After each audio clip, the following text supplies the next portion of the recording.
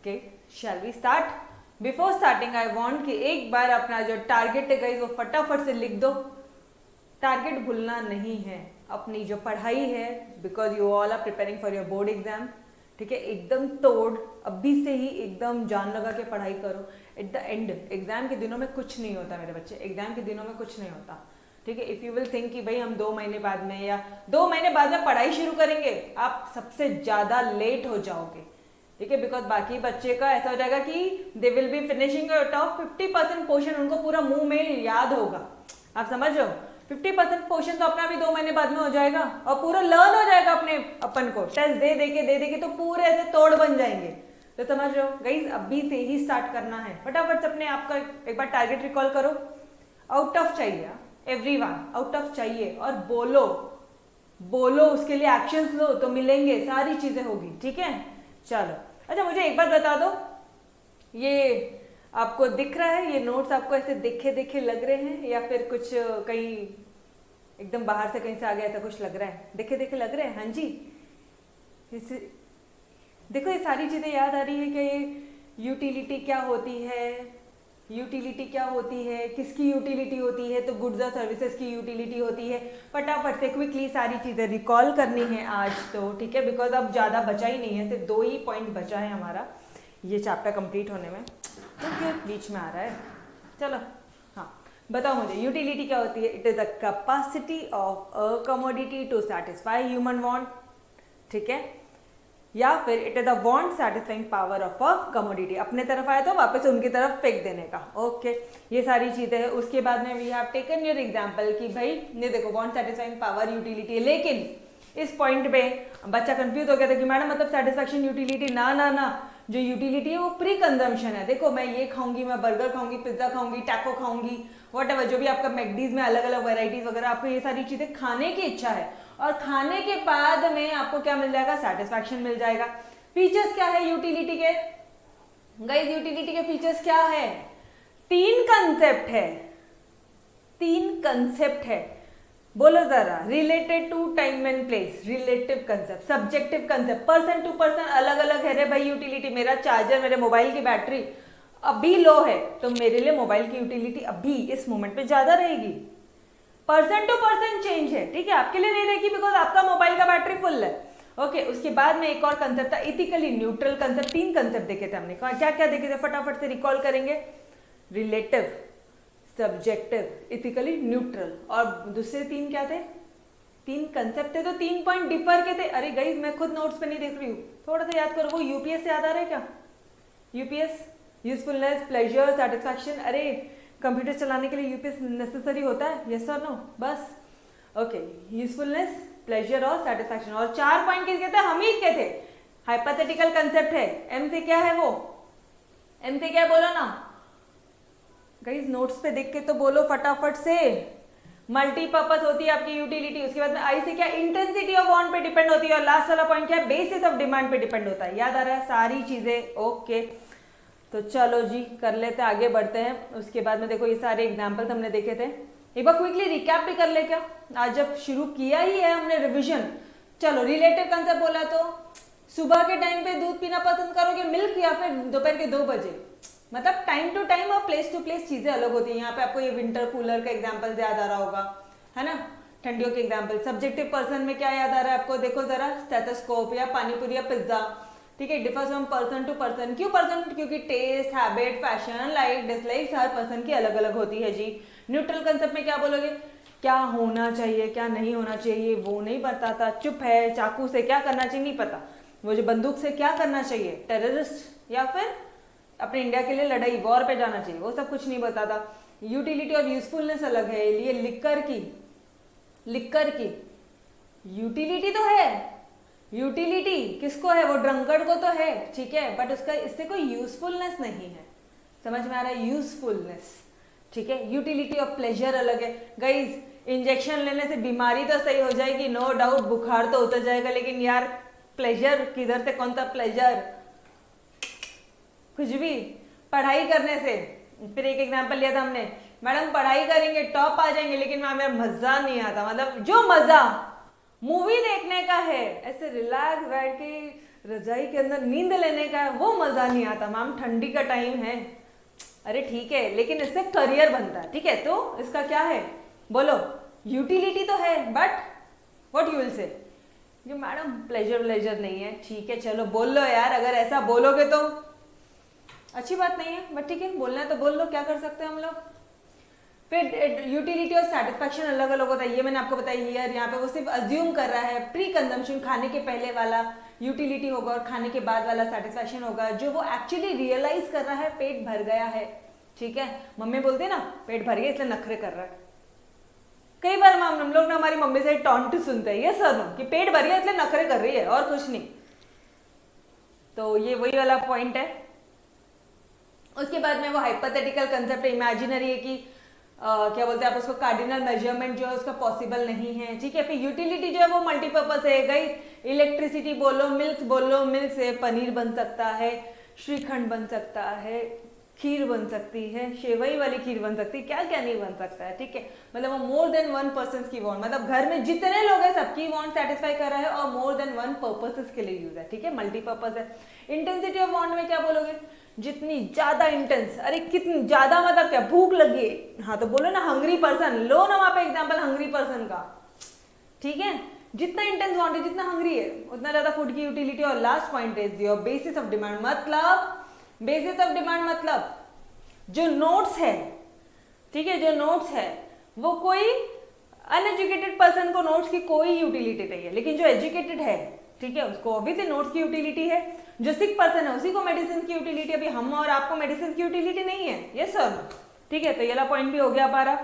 उसके बाद में हमने देखा था types of utility, types place करो, क्या करो प्लेस, यहाँ पे सर्विस दो टाइम पे to form knowledge possession. Madam हमको टाइम पे आगे पढ़ा होता है कि हम लोग नॉलेज पोजेशन कर पाए। गाइस अपना ही एग्जांपल यहाँ पे फिट बैठता है। ठीक है, place service on time to form knowledge possession. P से place utility, service utility, time utility, form utility, knowledge utility, possession utility. चलो जी बढ़ो आगे। ठीक है, उसके बाद में हमने देखा था टोटल यूटिलिटी क्या होती है, मार्जिनल यूटिलिटी क्या होती है। ठीक है, यहाँ तो बहुत अच्छी तरह से क्या था, ये पानीपुरी तो अगले 3-4 दिन पानीपुरी चली थी हमारी। बट यस, यहाँ पे कुछ चीजें इंपॉर्टेंट है, जैसे टोटल यूटिलिटी क्या होती है, सम टोटल, अग्रीगेट यूटिलिटी। ठीक है, अग्रीगेट यूटिलिटी। और मार्जिनल में जाके क्या बोलोगे, मार्जिनल, एडिशनल भूलना नहीं है, या फिर addition made by the last unit of the commodity consume. ठीक है, आई होप आप सभी बच्चे पढ़ रहे हो मेरे साथ साथ पे। उसके बाद में आपने रिलेशनशिप देखा था, टीयू और एमयू का रिलेशनशिप क्या है। तो लास्ट में मैंने देखो ये डायग्राम बना के दिया था। टीयू बढ़ तो रहा है लेकिन डिमिनिशिंग रेट से बढ़ रहा है, और एमयू क्या होता है, वो तो सीधा नेगेटिव जाता है, इधर वाला याद आ रहा है। फिर बाद में टीयू कांस्टेंट हो गया ऊपर जाके, अरे डायग्राम याद करो ना यार, टीयू ऊपर जाके कांस्टेंट हो गया, जब ये कांस्टेंट हुआ तब ये 0 हो गया, फिर ये जब डिक्लाइन हुआ तब ये क्या हो गया, नेगेटिव हो गया। जब ये नेगेटिव हुआ तो इसको क्या बोलते हैं, डिसयूटिलिटी, डिससैटिस्फैक्शन। और इस पॉइंट को क्या बोलते हैं, जब वो ऊपर वाला पॉइंट ऑफ शेटिटी, मैक्सिमम सैटिस्फैक्शन को क्या बोलते हैं, पॉइंट ऑफ शेटिटी। याद है सारी चीजें, यस और नो, बोलो जी। अरे कहाँ हो सारे, हो ना, हाँ जी आप ही के लिए चालू है। डीएमयू क्या होता है, फिर लॉ ऑफ डीएमयू में हमने क्या क्या पढ़ा था। लॉ ऑफ डीएमयू में हमने ये पढ़ा था कि जो गॉसन जी हैं उन्होंने पहली बार उन्होंने एक्सप्लेन किया था। उन्होंने क्या किया था गाइस, ये जो लॉ है उन्होंने एक्सप्लेन किया था, और लास्ट में प्रोपाउंड किसने किया है, अल्फ्रेड मार्शल जी ने। कौन सी बुक में है, प्रिंसिपल ऑफ इकोनॉमिक्स 89। मैडम आपने बोला था ये याद नहीं करना, मत करो, नीचे देख लो, नीचे भी वही है, मत करो, कौन बोलता है आपको याद करने के लिए। ये लो अब आ जाओ इधर। ठीक है, कौन, देखो फर्स्ट प्रपोज किसने किया था, गॉसन जी। आया, अभी लिखोगे ना यहाँ पे, फिर डिटेल में कौन बता रहा है, अल्फ्रेड मार्शल। मैडम डिटेल में लिखो आप यहाँ पे कि प्रोपाउंडेड बाय लिखो, और यहाँ पे लिखो प्रपोज बाय। आउट ऑफ चाहिए ना, तो ये छोटी छोटी बातों पे ध्यान देना। ठीक है, अच्छा कौन सी बुक में यार, अल्फ्रेड मार्शल जी की हमारी एक ही किताब है, वो उसी में लिखते रहते हैं जो उनको लिखना है, principle of economics in the year 1890। आपको बेसिक वाले चैप्टर में मैंने अच्छी तरह से तोड़ पढ़ाया था। ठीक है, लर्न करवा के दिया था। उसके बाद में डीएमयू यूनिवर्सल है। लॉ ऑफ डीएमयू बोलता क्या है गाइस, आ जाओ अपने अपने फेवरेट वाली डेफिनेशन में आ जाओ, स्टेटमेंट ऑफ लॉ में आ जाओ। किसने दिया था? Alfred Marshall. कैसे बोलोगे? According to professor Alfred Marshall other things remaining constant. बोलो, अरे स्क्रीन में देख के बोलो, लेकिन बोलो एवरीडे करवाने वाली हो, ताकि जब तक ये चैप्टर एंड होगा ये डेफिनेशन तो मतलब तुम्हारा ऐसा होगा, भले एक आधा पॉइंट बोलोगे लेकिन ये डेफिनेशन तो नहीं भूलने दूंगी मैं आपको, बिकॉज ये टफ है ना गाइस। आपके साइड से भी एफर्ट्स चाहिए, ठीक है। I am trying my best. अगर आप मेरे साथ नहीं हो तो कोई मतलब नहीं है, ठीक है। आपके एफर्ट्स, एक टीचर के एफर्ट्स, एक बात समझो यार, टीचर्स की एफर्ट्स इतनी ज़्यादा नहीं होती है। अगर बच्चा टॉप होता है ना, टीचर की एफर्ट मान लो 70% है, 80% है, तो जो रिमेनिंग 30% है, सिर्फ 70% में भी वो बच्चा खुद मेहनत कर रहा था। अगर टीचर यहाँ से पढ़ा रहा है तो बच्चा खुद बैक में खुद वो 70% की मेहनत किया उसने टीचर के साथ साथ। रिमेनिंग 30% उसको खुद ने ही करना है, ठीक है। मुझे ऐसा लग रहा है मैं आपको 100 के 200% दे रही हूँ मेरा, बट अगर आप लोग मेरे साथ साथ मेहनत नहीं करते हो तो इट्स अ वेस्ट, ठीक है। आपको मेरे साथ साथ करना है, साथ साथ लर्न करना है। इसलिए मैं हमेशा बोलती हूँ जो भी बच्चा लेट आ रहा है बेटा मेरे को व्हाट्सएप मैसेज कर लो। वीडियो लेक्चर ऑफलाइन देखने वाले स्टूडेंट्स, अगर आप लोग लेट देख रहे हो, मैम नहीं समझ में आ रहा कौन सा पहले देखिए, मैडम एग्जाम में आप बता दो कौन सा, अरे बेटा मैसेज करो। लेक्चर लिया है आपने, प्रीति मैडम का प्रोडक्ट परचेज किया है, ठीक है, तो आप उन्हें मैसेज करो, वो आपको सारी चीज़ें बताएंगी, फ़ोन करेंगी वो आपको, बेटा ऐसे ऐसे पढ़ लो, पहले ये चैप्टर देख लो अगर आपकी एग्जाम है तो, ठीक है। जो भी कुछ है एक टच में रहो आपके फैकल्टी से। ऑल राइट, चलो भाई आगे बढ़ते हैं।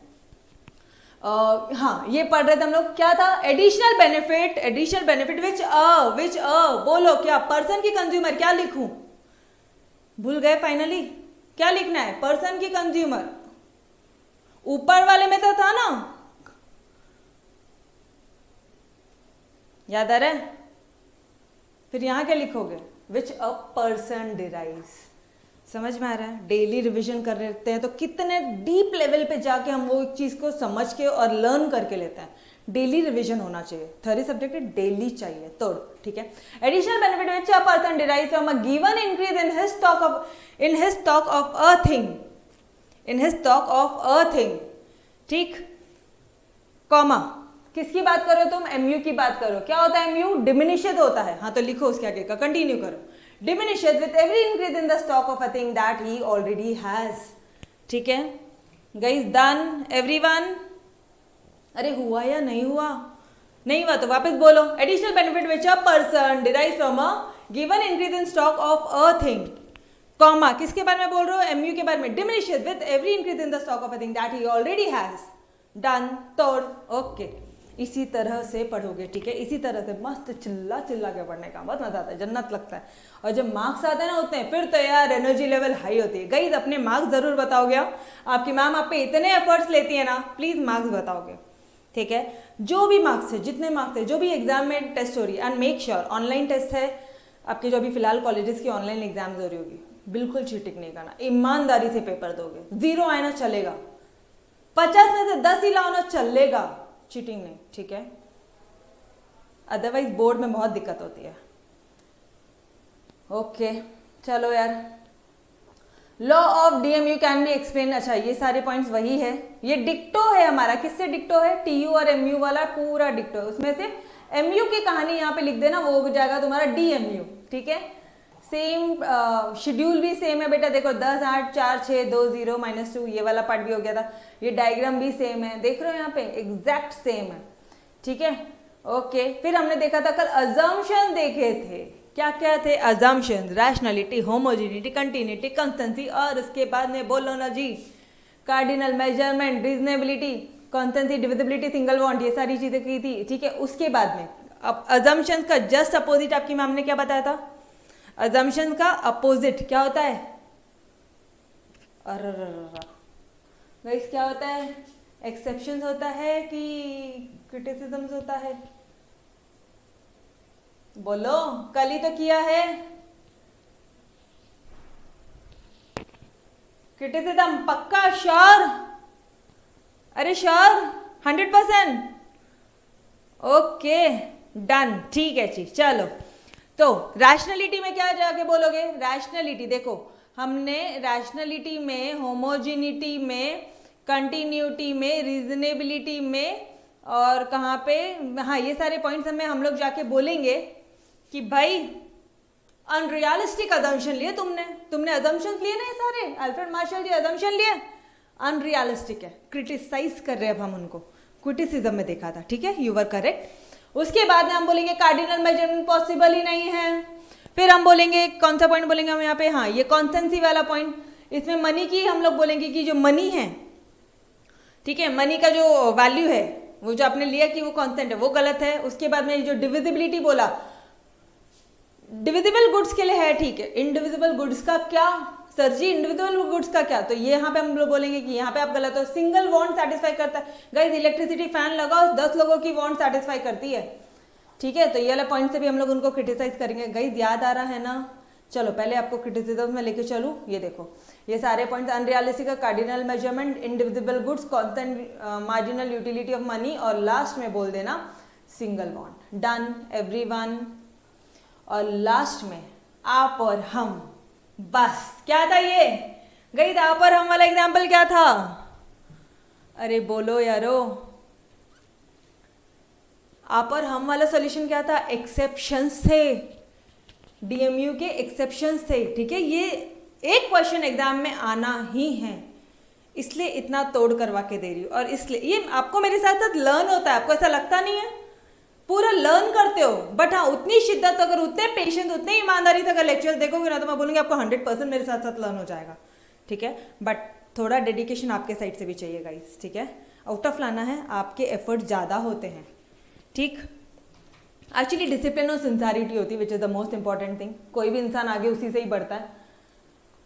चलो एक्सेप्शंस, कौन कौन है एक्सेप्शन, लॉ ऑफ डीएमयू के एक्सेप्शन, मैडम मतलब अरे लॉ ऑफ डीएमयू क्या बोलता है तुमको पता भी है क्या, लॉ ऑफ डीएमयू बोलता है कि तुम जितना खाओगे, जितना यूनिट्स एडिशनल लोगे, उतना उसकी यूटिलिटी क्या होगी, कम कम कम कम होती जाएगी, कम कम कम कम, एक पॉइंट पे जीरो और उसके बाद नेगेटिव, मतलब उसके बाद डिसयूटिलिटी, मतलब डिससेटिस्फैक्शन, मतलब पूरा बाहर। याद आ रहा है सारा लॉ, ठीक है, चलो आ जाओ। जैसे एडिक्शन है, एक्सेप्शन क्या है, एडिक्शन, एडिक्शन कौन, ड्रंकर्ड, कहाँ गया रे ड्रंकर्ड, ये रहा ड्रंकर्ड, ये रहा हमारा ड्रंकर्ड। ड्रंकर्ड को क्या होता है, जितना ज़्यादा लिकर पिएगा उतनी ज़्यादा यूटिलिटी बढ़ेगी, तो ये देखो ना यहाँ पे यूटिलिटी कम नहीं हो रही है, दोनों बढ़ रहा है, तो क्या हो गया, ये एक्सेप्शन हो गया। डीएमयू में एक एरो ऊपर है और एक नीचे है, अगर, और यहाँ पे देखो गाइस, यहाँ पे दोनों ऊपर है, तो क्या हो गया, उसका एक्सेप्शन हो गया। पावर, जितना ज्यादा पावर उतनी यूटिलिटी ज्यादा, यस, ठीक है, उतनी ज्यादा क्या हो जाएगी, यूटिलिटी होगी, उसकी लस्ट जो है और इच्छा पावर लेने की बढ़ती जाएगी। हॉबीज में क्या बोलोगे, जी देखो ना वो बंदा यहाँ पे कॉइन्स इतने सारे कलेक्ट करके क्या खुश बैठा है, ठीक है, जितने कॉइन, जितना उसके पास में स्टॉक रहेगा उतना ज्यादा उसका सेटिस्फैक्शन रहेगा। सेम चीज एरो, दोनों ऊपर है, डीएमयू में एक ऊपर एक नीचे है, ठीक है। माइजर, अरे देखो कैसे पैसे ले रहा है वो, गरीब, माइजर मतलब क्या होता है, गरीब इंसान, देखो उसके पास में कितने पैसे आ रहे, ठीक है, मतलब जितना ज्यादा उसके पास में स्टॉक रहेगा मनी का, उतनी ज्यादा उसको मार्जिनल यूटिलिटी रहेगी, और मनी की जो यूटिलिटी है वो कभी भी जीरो नहीं रहती है। जब भी मनी का स्टॉक इंक्रीज होता है तो यूटिलिटी बढ़ती ही है। अनिल अंबानी जी भी नहीं बोलेंगे कि मेरे को और पैसा नहीं चाहिए, बस बहुत हो गया, ऐसा नहीं बोलेंगे वो। ये सुनो, आप खुद ही इमेजिन करो ना, क्या वो 10 रुपए की नोट को भी फाड़ सकते हैं क्या, बोल सकते हैं कि मेरे को नहीं चाहिए, ले ले ले भाई, नहीं, वो तो और 10 बिजनेस आइडियाज ढूंढेंगे कि और कैसे ज़्यादा से ज़्यादा पैसे कमाएं। यस और नो, है ना, yes, okay, done. So here we were, इतनी सारी चीज़ें हमने कर ली थी, क्रिटिसिज्म भी कर लिया था, और आज हम करने वाले हैं your most important point, significance. Madam important क्यों बोला, लास्ट टाइम ये जो चीज़ है ये डिलीट कर दिया था आपके पोर्शन से, ये एक आंसर जिसमें सिर्फ 4 पॉइंट है, पता नहीं डिलीट करके क्या मिल गया उनको, ये वाला पोर्शन डिलीट कर गया था, ये वाला आज पढ़ना है, ठीक है। तो इंपॉर्टेंट क्यों है, बिकॉज स्टूडेंट का नॉलेज अनटेस्टेड है ये पिछले 1 सालों से, ठीक है, तो आप खुद ब खुद समझ जाओ इंपॉर्टेंट है। चलो जी आ जाओ, अरे जितना पढ़ा उतना समझ में आया, पूरा चैप्टर रिवाइज कर दिया गाइस हमने, कुछ 20 मिनट में, 15 से 20 मिनट में एक एक चीज रिवाइज की है, समझ में आया है सारी चीजें, यस और no, yes every one of you. सिर्फ रेगुलरली लेक्चर्स करो और कुछ नहीं चाहिए, ठीक है, बाकी सारी चीजें मुझ पे छोड़ो, और राइटिंग प्रैक्टिस करो डेली 1 आंसर का, जो आंसर मैच करवा रही हूँ वही आंसर आपको लिख के व्हाट्सएप ग्रुप में भेजना है। 2 बार लिख के व्हाट्सएप ग्रुप में शिद्दत ईमानदारी के साथ भेजो, ठीक है। ओके मैम, नोट्स नहीं दिया है आपने, नोट्स नहीं है फिलहाल आपके पास में, लेक्चर पॉज करो और लिखो, फिर क्या नेट जाएगा, समझ रहे हो, है ना। स्क्रीन पॉज करके रखिए, लो लिखो, ठीक है। वैसे मैंने ये वाले चैप्टर की नोट्स आपको दे दी है, बहाने मत देना, बस आई जस्ट वांटेड कि बहाने मत दो, ठीक है, सिर्फ करो। ओके चलो गाइस स्टार्ट करें क्या। इन स्पाइट ऑफ क्रिटिसिज्म, मतलब क्रिटिसिज्म के बावजूद भी कितने लोग ने क्रिटिसाइज किया अल्फ्रेड मार्शल जी ने, सब आके बोलने लग गए, अरे तुम्हारे में ये कमियां थी, अनरियलिस्टिक असम्पशन लिया, ऐसा किया वैसा किया वैसा किया। उसके बावजूद भी, इन स्पाइट ऑफ, उसके बावजूद भी, इन स्पाइट मतलब उसके बाद भी, the law of DMU is very popular, और बहुत इंपॉर्टेंट लॉ है आपके इकोनॉमिक्स में। मेहनत की है, फल तो मिलेगा ही, बिकॉज इट्स यूनिवर्सल एप्लीकेशन, क्योंकि इसका जो एप्लीकेशन है, जो उसका यूज है वो यूनिवर्सली है, सारी चीजों में है, ठीक है। आप खुद भी ये लॉ खुद ब खुद ये कर सकते हो, आप इमेजिन कर सकते हो। यस और नो, टेल मी। अरे हाँ ना, खुद भी रियल लाइफ में आप ये सारे लॉस प्रैक्टिकली एक्सपीरियंस कर सकते हो ना, ठीक है। चलो जी बढ़ते आगे। फर्स्ट पॉइंट है, the following is the importance और significance of the law of DMU. नीचे दिए हुए कौन सी लाइन है बेटा जी, फोकट की लाइन है, कोई दिमाग नहीं लगता, कुछ नहीं लगता, लेकिन लिख कर आइयो। क्या लिख कर आना है आपको, क्या लिखना है, जो फॉलोइंग ये लाइन है, जो नीचे, फॉलोइंग मतलब नीचे दिए हुए जो पॉइंट्स है, इज द इंपॉर्टेंस और significance of law of DMU, ठीक है। एफएल क्या दिखता है आपको बार बार नोट्स में, फोकट की लाइन, फोकट लाइन मतलब कोई दिमाग नहीं लगता, मतलब इससे ना आंसर्स बढ़ जाते हैं हमारे, ठीक है, और प्रेजेंटेशन भारी का होता है। चलो आ जाओ। सबसे पहली बात, किस किस को यूजफुल है, किस किस को इंपॉर्टेंस है उसका। अब मुझे बताओ कंज्यूमर को उसका यूजफुलनेस है या नहीं है।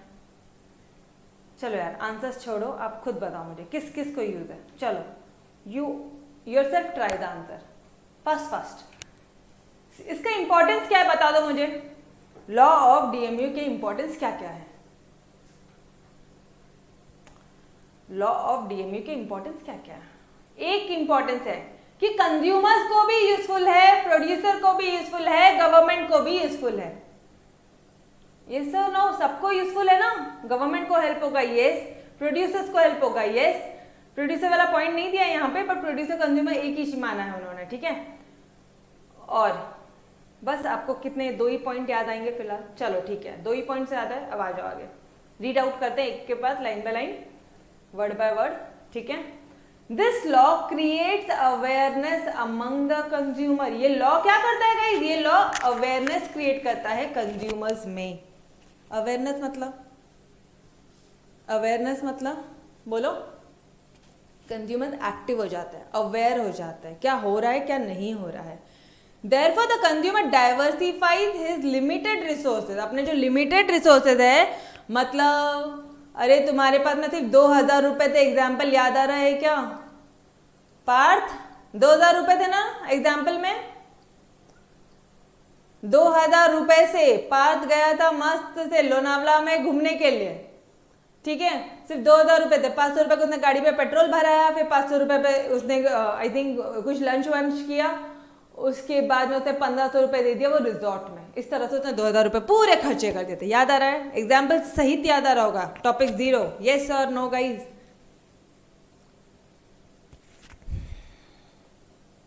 Yes every one of you, याद आ रहा है, ओके। तो देखो उसने क्या किया, कंज्यूमर ने अपनी जो इनकम है ना, लिमिटेड रिसोर्सेज थे, 2000 रुपए उसने डाइवर्सिफाई कर दिया, एक चीज में खर्चा नहीं किया उसने, 10 अलग अलग चीजों में खर्चा किया। डाइवर्सिफाई किया मतलब ये देखो यहाँ से एरो निकल रहा है, समझ रहे हो, यहाँ से एरो निकल रहा है, मतलब डाइवर्सिफाई, फैला दिया, ठीक है। इन सच अ वे, इस तरह से उसने डाइवर्सिफाई किया that marginal utility acquired from a commodity is at least equal to the price. Ma'am मतलब अरे अभी लॉजिक में मत जाओ, रुको रुको, तुमने जब तुमने क्या क्या किया था, कार पे पेट्रोल डलाया था, फिर तुमने क्या किया था, 1500 रुपये रिजॉर्ट, 500 रुपये का पेट्रोल कर लिया था, ठीक है, लोनावला घूमने जाना था तो 1500 रुपये आपने ये किया था रिजॉर्ट में दे दिया था, और 500 रुपये आपने खाने पीने का किया था, बस बाकी तो कोई ऑप्शन बचे ही नहीं था आपके पास में। ये 3 में आपको पूरे 2000 रुपये खर्चे हो गए थे। तो आपने क्या किया, डाइवर्सिफाई किया, लिमिटेड रिसोर्स, आपने उसी हिसाब से खर्चा किया क्योंकि आपको इससे मैक्सिमम सेटिस्फैक्शन मिलता है।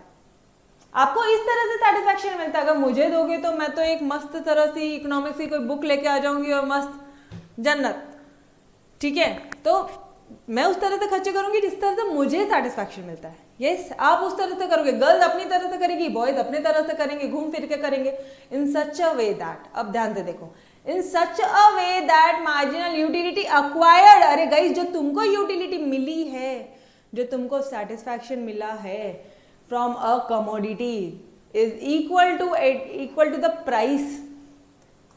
आप कभी भी खर्चा करते हो तो आप हमेशा एक एटीट्यूड सोचते हो कि कितना रुपए मैं दे रहा हूं, मैं कितना रुपए दे रहा हूं, मैंने 500 रुपए का गाड़ी में पेट्रोल भराया है, क्या मुझे 500 रुपए की यूटिलिटी मिली है, क्या 500 रुपए दिया, क्या मुझे 500 रुपए का पेट्रोल मिला है, क्या आपने क्या दिया, 500 रुपए का 500 की नोट दी और 500 रुपए का पेट्रोल। यस मैडम, दोनों सेम है, 1500 रुपए दिए हैं और 1500 रुपए का आपको वो बुकिंग मिल गया, 500 रुपीज का आपने डिनर के लिए दिया और आपको 500 रुपीज का खाना वगैरह मिल गया, लंच डिनर वॉटेवर, ठीक है। तो आपका जो गिव एंड टेक जो रिलेशन रहता है, मतलब आप उतना ही पैसा खर्चा करोगे जितने आपको यूटिलिटी मिलेगी। अरे for example, let's take an example over here, चलो ठीक है, ये अगर आपको समझा तो अच्छी बात है, अदरवाइज ये वाला एग्जाम्पल देखो। मुझे एक बात बताओ, क्या आप ये वड़ा पाव के लिए, एक वड़ा पाव खाना है, कितना रुपए पे करोगे गाइस? एक वड़ा पाव के लिए, सच में भूख लग रही है यार, शाम के समय तो ऐसे ऐसे पिक्चर्स दिखते हैं ना अपने इकोनॉमिक्स में। बोलो 10 रुपए, नॉर्मली 10 रुपए का एक वड़ा पाव होता है, उससे ज्यादा एक पीस वड़ा पाव के लिए कितना खर्चा करेंगे? 10 रुपए दिए हमने और हमने वड़ा पाव लिया। मुझे एक बात बताओ, क्या आप इसके लिए 100 रुपए देना पसंद करोगे? क्या 100 रुपए में एक वड़ा पाव? अरे भाई रहने दे, मत दे, हम खुद घर में बना लेंगे। यस सर, नो, यही एटीट्यूड। अच्छा मुझे एक बात बताओ ना, 50 रुपए दोगे क्या? चलो ठीक है, और कम कर दिया, 50 रुपए दे दिया। 50 रुपए में तो खाओगे एक वड़ा पाव? मैम कुछ और खाना पसंद करेंगे हम, 50 रुपीज अगर मुझे एक वड़ा पाव का देना पड़ेगा तो। ओके, क्यों बेटा? मैम उतनी यूटिलिटी नहीं मिलती ना हमको, उतने सेटिस्फैक्शन नहीं मिलता, मतलब बहुत महंगा लग रहा है हमको ऐसा लग रहा है कि बहुत कॉस्टली है वो वड़ा पाव, उतना उसका वैल्यू नहीं है, उतनी उसकी औकात नहीं है जितना वो लोग चार्ज कर रहे हैं, उसकी प्राइस जितनी चार्ज कर रहे हैं। यस सर, नो, यही पॉइंट है। और क्या पॉइंट है, और क्या थॉट प्रोसेस आपके माइंड में? Tell me guys. बर्गर खाएंगे, यस ऑब्वियसली बर्गर खाएंगे, क्यों वड़ा पाव खाएंगे? 50 रुपए देके मैकडी में जाके बर्गर खाएंगे ना हम, जंबो किंग में जाके बर्गर खाएंगे, बर्गर किंग में जाके बर्गर खाएंगे, है ना। बहुत सारे पॉइंट्स है हमारे पास में। तो आजा, वही चीजें लिखी है, सेम वही चीज लिखी है। आप उतना ही utility, marginal utility acquired from a commodity is at least equal to the price. You will hesitate to pay ₹50 for a vada pav because you know that marginal utility of vada pav। अच्छा ये MU क्या है? हर जगह note में हर जगह मैंने MU लिखा है, मतलब क्या है? मार्जिनल यूटिलिटी, ठीक है। एग्जाम में आपको अलाउड नहीं है, आपने प्रॉपरली लिखना शिद्दत से, ईमानदारी से, वरना बोलना मत मैडम पूरा लिख के आए थे, नोट्स की नोट पूरी छापी थी लेकिन नंबर क्यों नहीं मिले, ऐसा मत बोलना डियर, ठीक है। Okay, marginal utility of one vada pav is not worth 50 rupees.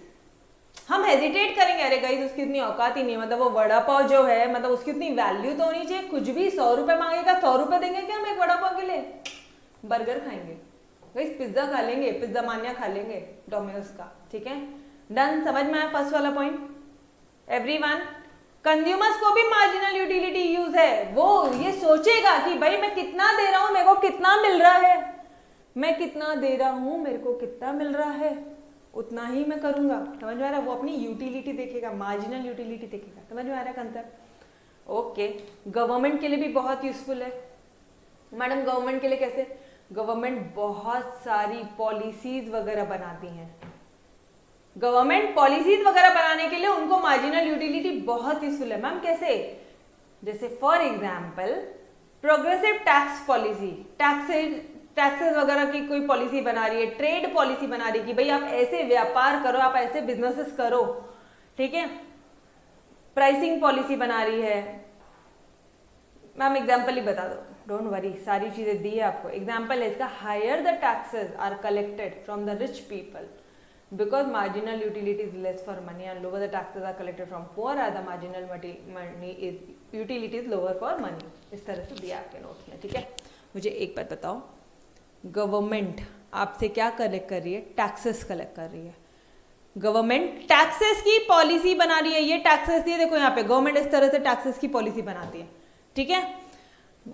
अरे आंख बंद करे मस्त तरह से इकोनॉमी को देख रही है कि यहाँ के लोग कैसे हैं, यहाँ के लोग कैसे, अच्छा तू बहुत रिच है क्या, तेरे से रुक, तेरी इनकम बड़ी, 10 लाख के ऊपर इनकम गई, चल टैक्स भर, 5 लाख के ऊपर इनकम गई, चल टैक्स भर। समझ में आ रहा है? तो इस तरह से गवर्नमेंट पॉलिसीज बनाती है। अरे नॉर्मली आम लोगों को, नॉर्मल लोगों को 5 लाख तक की इनकम कमाना तो अलाउड होना चाहिए साल में। यस और नो? 5 लाख तक का टैक्स नहीं लेती है गवर्नमेंट आपसे, 5 लाख की जैसी इनकम ऊपर गई फिर आपका टैक्स आता है। समझ में आ रहा है? तो इस तरह की गवर्नमेंट ना टैक्सेशन पॉलिसी बनाती है। मैडम फिर ये प्रोग्रेसिव वर्ड क्यों लिखा? प्रोग्रेसिव, आगे के लिए टैक्स पॉलिसी। समझ में आ रहा है? प्रोग्रेसिव टैक्स पॉलिसी, आगे क्या होनी चाहिए, क्या होनी चाहिए? Progressive tax policy. अरे guys, progress report, progressive tax policy. समझ में आ रहा है एवरी वन ऑफ यू? तो गवर्नमेंट क्या टैक्स पॉलिसी बनाएगी? रिच से ज्यादा कलेक्ट करेगी टैक्स और पुअर से कम कलेक्ट करेगी, सिंपल। उसी तरह से ट्रेड पॉलिसी बनाएगी। मान लो आप कोई भी एक जो गुड्स है वो बहुत ज्यादा इंपोर्ट कर रहे हो, तो ले गवर्नमेंट ने लगा दी इंपोर्ट ड्यूटी, अब कर गुड्स इंपोर्ट। चाइना के मोबाइल बहुत ज्यादा वापर रहे थे ना, बढ़ा दिया। समझ रहे हो? वो जो शराब की दुकान थी उसके बाद आगे बहुत लंबी लंबी लाइन थी, लो बढ़ा दिया, टैक्स रेट बढ़ा दिया, 30% कर दिया, अब खरीदो। खरीदने वाले तो अभी भी खरीदते हैं, लेकिन गवर्नमेंट उस अकॉर्डिंगली पॉलिसीज बनाती है। समझ में आ रहा है? कंसेप्ट समझा? तीनों एग्जांपल समझे? Done every one of you? Yes. Lockdown के टाइम पे पिछले लास्ट ईयर हुआ था, बहुत लाइंस लगी थी, तो गवर्नमेंट ने ना टैक्स, उन्होंने बोला कि आपके घर तक होम डिलीवरी करके देंगे हम लिकर की, चिंता ना करो, लेकिन टैक्स रेट बढ़ा दिए, रेट एकदम ऐसे डबल कर दिए थे, ठीक है, ताकि जिनके पास ज्यादा पैसा है ना उनसे ही वो ज्यादा वसूले। टैक्स रेट बढ़ा दिया तो 100 रुपए की, जो मान लो कोई 100 रुपए का कोई लिकर है, ठीक है, तो वो 100 रुपए का 200 रुपए में आएगा, तो गवर्नमेंट उस एक बॉटल पे, मान लो ये लिकर की बॉटल है, इस एक बॉटल पे गवर्नमेंट 100 रुपए चार्ज कर रही है, 100 रुपए उसके जेब में गया। गाइस समझ रहे हो? इस तरह से गवर्नमेंट टैक्स पॉलिसी फ्रेम करती है, इस तरह से गवर्नमेंट ट्रेड पॉलिसी फ्रेम करती है। कौन सी? Progressive tax policy, trade policy, और उसके साथ साथ प्राइसिंग पॉलिसी की कोई गुड्स है उसकी प्राइस कितनी होनी चाहिए, नहीं 200 कर, इसको 200 रुपए करो। समझ में आ रहा है? क्योंकि उसको डिस्करेज करना है। अरे रेट बढ़ा दिए तो लोग कम खरीदेंगे ना। यस, समझ में आया? ओके गाइस, से point number 2 done. Third and fourth point are most important. कई बार शॉर्ट नोट्स पूछते हैं। क्या पूछते हैं? शॉर्ट नोट्स पूछते हैं, ठीक है। Basis of paradox of values, basis है वो, बेस है पैराडॉक्स ऑफ वैल्यूज का। अब अपना 11th स्टैंडर्ड का अगर आपको लेक्चर्स याद होंगे, 11th स्टैंडर्ड के अगर आप लोगों को लेक्चर्स याद होंगे, तो वहां पे मैंने आपको basis of paradox of values बताया था। अब 11th बोलो मैडम हमने तो आपसे पढ़ाई नहीं की। बेटा जी आपने घर पे भी पढ़ाई नहीं की, आ जाओ चुपचाप, मैं बताती हूँ आपको पैराडॉक्स ऑफ वैल्यूज क्या होता है, चिंता ना करो। लॉ एक्सप्लेन करता, अभी टेक्स्ट बुक में बहुत छोटी सी लाइन है, डोंट वरी, मैंने एग्जाम्पल सारी चीजें कवर्ड की, आपको 11th वाली बुक देखने की जरूरत नहीं है, सिर्फ इतना सा पार्ट अच्छे से समझो, ठीक है। द लॉ एक्सप्लेन, लॉ क्या एक्सप्लेन करता है? Law of DMU. कौन सा लॉ की बात कर रहा है वो? डीएमयू एक्सप्लेन करता है paradox of values. Paradox of values होते क्या, पहले ये समझ लो। Value in use, value in exchange, और एक होता है डायमंड वाटर पैराडॉक्स। ये तीन इसके पैराडॉक्स ऑफ वैल्यूज होते हैं। आपको यहाँ पे सिर्फ 2 ही यूज है। वैल्यू इन यूज, कितनी वैल्यू यूज में है और कितनी वैल्यू एक्सचेंज करनी पड़ रही है, मतलब एक्सचेंज करने के टाइम पे बायर से, सेलर से बायर के पास में पैसा आ रहा है, मतलब देखो ये पेन मैं खरीद रही हूँ, ये सेलर से बायर के पास में आ रहा है, तो कितना वैल्यू मैंने इस पेन के लिए पे किया, एक्सचेंज किया, समझ में आ रहा है, एक्सचेंज किया ये पेन के लिए, डन, समझ में आया। बस ये कंसेप्ट अगर इतना सा पार्ट, ये 2 पार्ट माइंड में है तो बहुत सिंपल हो जाएगा अभी। अरे समझ में आ रहा है या नहीं? यस, तोड़ आ जाओ। Some commodities have high value in use but some commodities have high value in exchange. Madam अब ये क्या? अरे रुको, अभी आपको ये नहीं समझेगा, आप सिर्फ कोई जो मैंने बताया बस उतना समझा तो चलो आ जाओ एग्जाम्पल्स में आ जाओ। हाई वैल्यू इन यूज क्या होता है? वैल्यू इन यूज, मुझे एक बात बताओ, आज ऑक्सीजन की वैल्यू क्या है ये बता दो। मैडम कितने लोगों की जान गई है, मतलब तुम उसके लिए ऑक्सीजन सिलेंडर के लिए कितना पैसा पे करते हो? मान लो मुझे भी एग्जैक्टली रेट नहीं पता, आप 1000 रुपए पे करते होंगे या फिर लोग 5000 रुपए, बट आपको मिल क्या रहा है उसके बदले में? जिंदगी मिल रही है, पूरी जिंदगी मिल रही है गाइस। वो 5000 रुपीज से इंसान बच रहा है। वैल्यू इन यूज ज्यादा है, वैल्यू इन एक्सचेंज कम है। High value in use but less value in exchange. समझ में आया क्या? अब आपने वो ऑक्सीजन सिलेंडर के लिए पेमेंट किया था, मैंने यहाँ पे लेस बोला, ठीक है, ये हो गया लेस का example, 5000 less value in exchange. अब zero in value in exchange का एग्जांपल हो, जैसे air, free of cost. Air लेने के लिए हमें कुछ वैल्यू पेमेंट नहीं करनी पड़ रही किसी को, वाटर लेने के लिए हमें कोई वैल्यू पेमेंट नहीं करनी पड़ रही, सनशाइन फ्रीली अवेलेबल। समझ में आ रहा है? Yes sir, no? तो ये क्या हो गया? वैल्यू इन यूज हो गया। क्या क्या एग्जाम्पल थे इसमें आपके? Air, water, sunshine, simple. समझ में आया? वैल्यू इन यूज समझ में आया क्या? ऊपर का आंसर बताती हूँ, पहले मुझे ये बता दो, वैल्यू इन यूज समझ में आया क्या एवरी वन ऑफ यू?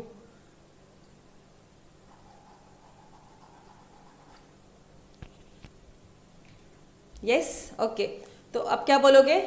ये जो कमोडिटीज होती है, अब पूरा लाइन ध्यान से पढ़ो। Commodities like air, water, sunshine have high value in use. उनकी वैल्यू इन यूज बहुत ज्यादा होती है, लेकिन उनका वैल्यू इन एक्सचेंज बहुत कम होता है, या तो वो जीरो होता है। समझ में आया?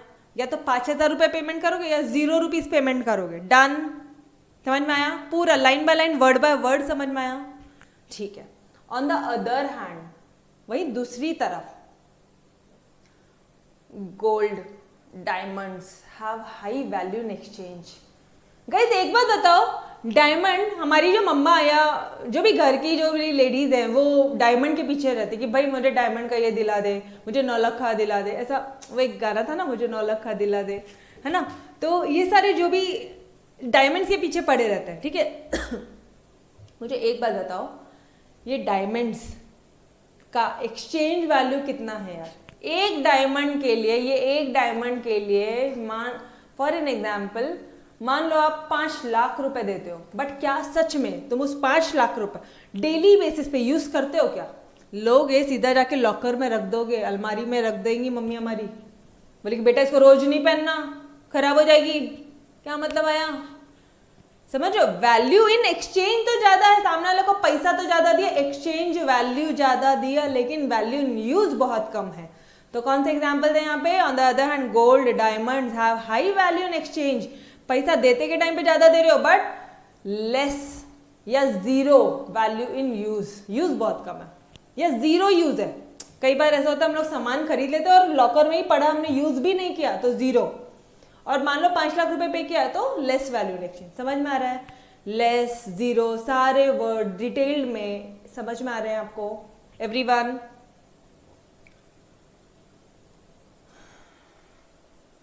बोलो यस, क्लियर हुआ एवरीवन? ठीक है, तो अब आ जाओ यहाँ पे। अब कहाँ पे? अब ये वो बच्चों को समझ में आ रहा होगा जिन्होंने पढ़ाई की थी 11th स्टैंडर्ड में। जिन्होंने नहीं पढ़ा डोंट वरी, मैंने आपको डिटेल में बताया बेटा, इसके अलावा कुछ भी नहीं है, 11th स्टैंडर्ड की बुक देखने की भी जरूरत नहीं, ठीक है। The law explains paradox of values by showing difference between value in use and value in exchange. Some commodities, अभी कुछ कमोडिटीज ऐसी होती है जिनकी वैल्यू इन यूज बहुत ज्यादा है, कुछ कमोडिटीज ऐसी होती है जिसका वैल्यू इन यूज बहुत ज्यादा है। ऐसी कौन सी कमोडिटीज होती है गाइस जिसका वैल्यू इन यूज बहुत ज्यादा? बताओ मेरे को। have high value in use, air, water, sunshine. लेकिन कुछ but while some commodities have high value in exchange, जैसे कि डायमंड वगैरह, ठीक है, डन, बस इतना तो ही दिया था. अब मैम इससे हमें इंपॉर्टेंस क्या है, सिग्निफिकेंस क्या है? अरे बेटा जी बहुत सिंपल सा पार्ट है ना. आप पैसा खर्चा कर रहे हो ना अपने जेब से, आप सामने वाले को एक्सचेंज कर रहे हो, आप ये देखोगे कि मेरे को यूज कितना मिल रहा है और मैं इतना पट वैल्यू इन एक्सचेंज मेरा कितना है, दोनों को आप कंपेयर करोगे. यस और नो? वड़ा पाव के टाइम पे भी कंपेयर किया था ना. ठीक उसी तरह से वैल्यू इन यूज कितना है और एक्सचेंज वैल्यू कितनी है, ये दोनों कंपेयर करोगे. समझ में आया? सिग्निफिकेंस. पहला वाला पॉइंट क्या था, फटाफट से रिकॉल करो.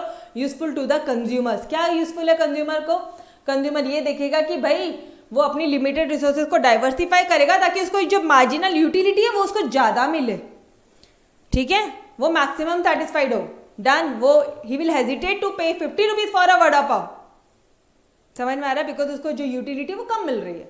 यूजफुलनेस तो गवर्नमेंट में क्या बोलोगे, पॉलिसीज वगैरह फ्रेम करने के काम में आता. कौन सी policy guys? Taxation economic policies. उसमें एग्जाम्पल लिखोगे, progressive tax policy, trade policy, और कौन सी पॉलिसी बोलोगे आप यहाँ पे? Pricing policy. ठीक है. और थर्ड वाला पॉइंट है आपका basis for paradox of values. Paradox of values में क्या देखोगे कि भाई जो कुछ कमोडिटीज है जिसका हाई वैल्यू इन यूज है और कुछ कमोडिटीज का हाई वैल्यू इन एक्सचेंज है, तो हम लोग वहां पे इसका डिफरेंस देखेंगे, पैराडॉक्स देखेंगे. समझ में आ रहा है एवरीवन? अरे आपको पता है जब ये ऐसे अतरंगी वर्ड आता है ना एग्जाम में, paradox of values, explain paradox of value, बच्चा हुआ confuse. Madam out of syllabus पूछा. अरे बेटा आपके सिलेबस से ही पूछा और एक पॉइंट उठा के पूछ दिया. आपने पढ़ा नहीं था ये आंसर और उतने डीपली नहीं पढ़ा था. अगर डायरेक्टली क्वेश्चन एग्जाम में आता है value in use and value in exchange का डिफरेंस बिटवीन बताओ, फिर क्या लिखोगे? समझ रहे हो? पूछ सकते हैं, बिल्कुल पूछ सकते हैं. पेपर मेरी तरह टफ सेट करने वाला रहता तो कुछ भी पूछेगा. बिल्कुल, मैंने तो पूछना ही था. अगर ऐसा मतलब मुझे ऐसे ही क्वेश्चन फ्रेम करने हैं जो बच्चे को ऐसे कंफ्यूज हो जाएगी, मैडम पक्का आउट ऑफ सिलेबस है. समझ लो, इस तरह से पेपर्स आ सकते हैं. डन. चलो आ जाओ, लास्ट वाला पॉइंट करते हैं. मतलब मैडम आप पक्का टेस्ट में देने, मैंने नहीं बोला मैं टेस्ट में देने वाली हूँ, ऐसा आप खुद से इमेजिन कर रहे हो. ठीक है. Basis of law of demand. Fourth और लास्ट इसका सिग्निफिकेंस है, लास्ट इंपॉर्टेंस है लॉ ऑफ डीएमयू का. मैडम इतने अच्छे से, पहले तो एक बात समझ लो, इतने अच्छी तरह से डिटेल्ड एनालिसिस होना इसलिए ज़रूरी है बिकॉज पॉइंट तभी याद होंगे जब ऊपर से को रिलेशन समझेगा. पहले वाले का को रिलेशन समझा कि कंज्यूमर को उसका सिग्निफिकेंस है. 50 रुपये का वड़ा पाव वो नहीं लेगा क्योंकि उसको यूटिलिटी नहीं मिलती 50 रुपये से. ठीक है. दूसरे वाला समझा कि गवर्नमेंट को पॉलिसीज वगैरह फ्रेम करने के काम में आता. तीसरा वाला समझा पैराडॉक्स ऑफ वैल्यू, कितना वैल्यू इन यूज है, कितना वैल्यू इन एक्सचेंज है. समझ में आया? तो सिग्निफिकेंस लॉ ऑफ डीएमयू समझ में आ रहा है आपको धीरे धीरे कि लॉ ऑफ डीएमयू का आपकी रियल लाइफ में क्या क्या इंपॉर्टेंस है. और लास्ट वन है, ये थोड़ा सा कंफ्यूजिंग है और एग्जाम में पूछता है, एक इंडिविजुअल शॉर्ट नोट पूछ सकते हैं वो लोग. ठीक है, because it's a confusing part. Basis of law of demand. The law of demand is based on the law of DMU. ये पॉइंट हमने ऑलरेडी पढ़ा था. ठीक है, बेसिस है वो लॉ ऑफ डिमांड का. तो जो लॉ ऑफ डिमांड है is based on the law of DMU. Law of demand law of DMU पे बेस्ड है. मैडम इतना अच्छे से नहीं समझ रहा, सही सही बता दे रहे आपको. ओके ठीक है, आशा मैं हूं ना. लॉ ऑफ डिमांड क्या बोलता है मैम? ये हमें तो ये भी नहीं पता लॉ ऑफ डिमांड क्या है. अरे लॉ ऑफ डिमांड अभी के लिए फिलहाल सिर्फ इतना समझ के रखो. चैप्टर नंबर 3A में और डिटेल्ड हो जाएगा. अभी के लिए मुझे एक बात बताओ, जब प्राइसेस बढ़ जाएगी तो आप ज्यादा खरीदोगे या कम खरीदोगे? आप डिमांड ज्यादा करोगे या कम करोगे? मुझे सिर्फ इतना बता दो. क्या पूछा मैंने आपको क्वेश्चन? जब महंगा हो जाएगा सामान तब ज्यादा खरीदोगे कि सस्ती में, जब सस्ता है तब खरीदोगे? Tell me. जब सस्ता है तब खरीदोगे? यस और नो? कम है तो बस वही बोला है, जब प्राइसेस कम है. गाइज यही पॉइंट, छोटे छोटे पॉइंट अपने इकोनॉमिक्स में लॉजिक्स है. इसको ध्यान से कंसेप्ट, अगर ये कंसेप्ट समझ में आ जाता है ना आपको, तो आपको आंसर एग्जाम में लिखने को भी आएगा, आपको सारी चीजें याद भी होगी, सब होगा. ठीक है, भूलोगे भी नहीं. प्राइस जब बढ़ गई है तो डिमांड क्या होगी मैडम? कम. बस यही है बेटा आपका लॉ ऑफ डिमांड, यही है. ठीक है. और प्राइस कम हो जाएगी तो डिमांड बढ़ जाएगी मैम, हम सस्ती सस्ती चीजें खरीदेंगे। जैसे देखो यहाँ पे एक पैक फ्री था, ये मम्माज अर्थ का बहुत चल रहा है अभी, पता है क्या, पता नहीं लोग क्यों खरीदेंगे ज्यादा, बट ये मम्माज अर्थ का जो प्रोडक्ट है, क्योंकि इन्होंने डिस्काउंट दे दिया, एक पैक फ्री दे दिया, तो डिमांड क्या हो गई, बढ़ गई। ठीक है, ऑलरेडी मैंने आपको बेसिक में भी ये चैप्टर लिया था, अरे sale sale sale, discount discount discount, याद आ रहा है? बेसिक में भी हमने एक पार्ट डिटेल्ड में कवर किया। ठीक है, ओके। तो अगर कोई फ्रेश न्यू जो ज्वाइनिंग है वो सोचोगे मैडम मुझे तो नहीं समझ में आ रहा इकोनॉमिक, बेटा आपका बेसिक नहीं हुआ है ना, आप यहाँ से मेरे साथ साथ करो, आप जब वहाँ से करोगे तो आपको वैसे भी हो जाएगा। ठीक है, सारी चीज़ें समझेगी, चिंता ना करो। लेक्चर आप ही के पास में एक बार और देख लेना। ठीक है, तो लॉ ऑफ डिमांड क्या बोलते हैं, जब प्राइसेस ज्यादा, जब प्राइसेस ज्यादा तो डिमांड कम, जब प्राइस कम तो डिमांड ज्यादा। ठीक है, लॉ ऑफ डीएमयू क्या बोलता है गाइस, लॉ ऑफ डीएमयू क्या बोलता है, लॉ ऑफ डीएमयू क्या बोलता है, जब कोई चीज उसने कंज्यूमर ने ज्यादा खरीदी और कंज्यूम किया, मैंने पानीपुरी ज्यादा खरीदा, ठीक है, पिज्जा हमने ज्यादा खरीदा और कंज्यूम किया, तो उसकी यूटिलिटी क्या हो गई, कम कम कम कम कम, है ना। ज्यादा परचेज किया तो क्या हो गई, यूटिलिटी क्या हो गई, कम हो गई। यस, अब इस पॉइंट पे एक एनालिसिस है, आई होप आपको ये चीज समझ में आएगी, ध्यान से सुनना। ठीक है, ध्यान से सुनना। मैंने ऑलरेडी मम्माज अर्थ के प्रोडक्ट खरीद लिए हैं गाइस, मैंने मम्माज अर्थ का ये जो है ना, ये उपटन का फेस वॉश, याद है हमने ऑलरेडी एग्जांपल लिया था, उपटन फेस वॉश। ठीक है, अच्छा वह है, मस्त है, वंस एक बार मैंने कभी यूज किया था। ये जो उपटन का जो फेस वॉश है ये हमने खरीद लिया। ठीक है, उसके बाद में लॉ ऑफ ये क्या बोलता है, लॉ ऑफ डीएमयू क्या बोलता है, अब जैसे ही आपके पास में एक और उपटन का फेस वॉश आएगा, यूटिलिटी कम हो जाएगी। जैसे ही एक और खरीदा, +1 खरीदा, तो यूटिलिटी क्या हो जाएगी, कम हो जाएगी। ये है आपका लॉ ऑफ डीएमयू, डीएमयू ये बोलता है। यस और नो? ठीक है, अब ध्यान से सुनो। लेकिन अगर सस्ते में मिला तब तो खरीद सकते हैं, अरे एक पे एक फ्री है, चलना यार अगले महीने खरीदना नहीं पड़ेगा, फिर तो खरीद लेते हैं। अब ध्यान से देखो, he would buy additional unit only at a lower price, सिर्फ और सिर्फ जब प्राइसेस कम रहेगी, जब कॉम्बो ऑफर्स रहेंगे, जब बाय 2 गेट 1 फ्री रहेगा, जब 3 लो 599 में, ऐसा कुछ है। ठीक है, ऐसा कुछ ऑफर्स निकला है। It's mainly to make consumer feel, ये सिर्फ आपके लिए है कि आप ऐसा फील करो कि आपको मोर यूटिलिटी मिल रही है bye paying the lesser amount. अरे गाइज, आप अगर ये खरीदोगे ना तो ये एक अकेला ही आई थिंक कुछ 399 का या 299 का आता, I don't remember exactly the rate. ठीक है, मैंने खरीदा नहीं है कभी, ये एग्जैक्टली 399 या 299 मान लेते हम, ये 399 का। लेकिन आपको जब आप तीनों ये फेस वॉश, ये जो भी कुछ तीनों चीजें, फेस स्क्रब वगैरह जो भी है, तीनों खरीदोगे ना तो 599 में मिल जाएगा। अब तो खरीदना ही है गाइज, समझ में आ रहा है क्या? तो कई बार अब कंक्लूजन, आपको मैंने एग्जांपल समझा दिया। कंक्लूजन, लॉ ऑफ डिमांड क्या बोलता है, लॉ ऑफ डिमांड क्या बोलता है, प्राइस बढ़ जाएगी तो डिमांड कम हो जाएगी। अरे प्राइस बढ़ेगी तो डिमांड कम होगी, जब प्राइसेस कम होगी तो डिमांड बढ़ेगी। देखो ना, यहीं पे तो लिखा है, ये रहा ऊपर के 2 पॉइंट्स, ये ऊपर दिख रहे, ये था law of demand. Law of DMU क्या बोलता है, लॉ ऑफ डीएमयू, एक ही चीज अगर तुम्हारे पास में ज्यादा आ गई, 2-3 वही फेस वॉश आ गया, 2-3 फेस वॉश हो गए, उसकी यूटिलिटी कम हो जाएगी। लेकिन ऑफर में है ना, कम प्राइस में है ना गाइस, यूटिलिटी बढ़ेगी ना वापस से, तभी तो गवर्नमेंट, ये कंपनीज वाले डिस्काउंट निकालते हैं। समझ में आ रहा है क्या? तो it forms, law of DMU form the basis for demand. अभी समझ में आ रहा है, बेसिस है ये आपके लॉ ऑफ डिमांड का।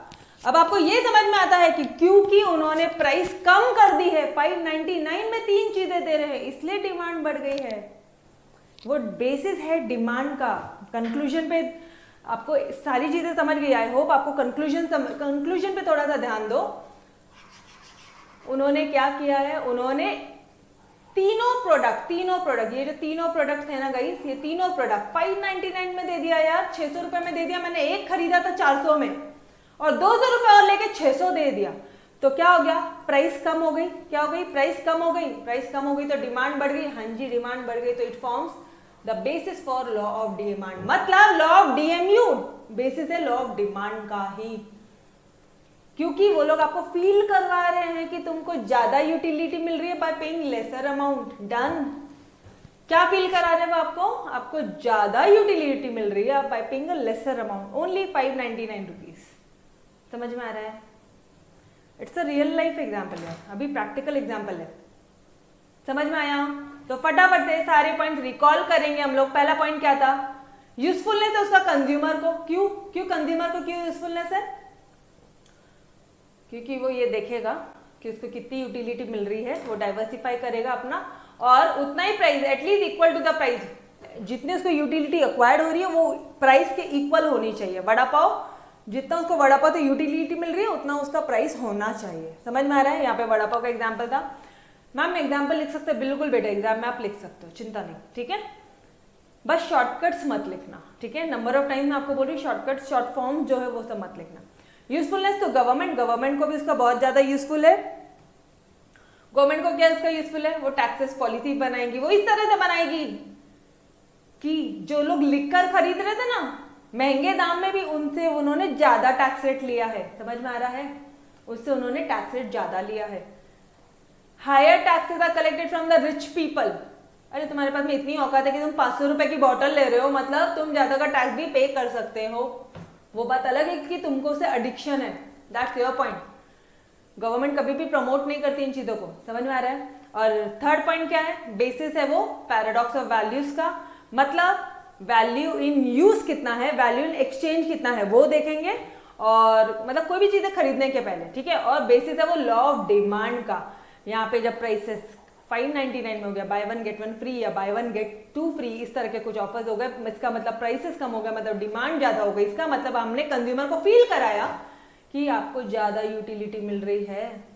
DMU is the basis for law of demand, DMU is the basis for paradox of values. DMU का जो यूजफुलनेस है वो कंज्यूमर को है, गवर्नमेंट को है। I hope all the points are clear and learn.